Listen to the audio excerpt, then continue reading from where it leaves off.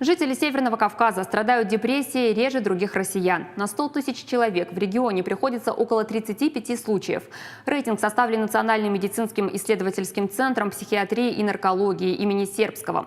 На первом месте по уровню депрессии Сибирский федеральный округ. Там выявили около 97 случаев на 100 тысяч человек.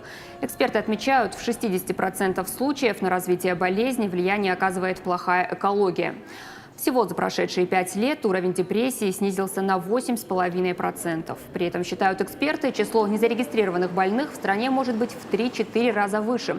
С результатами исследования согласны и осетинские специалисты. По мнению психолога Ларисы Абаевой, положительная ситуация в Северокавказском федеральном округе связана с крепкими семейными связями на Кавказе.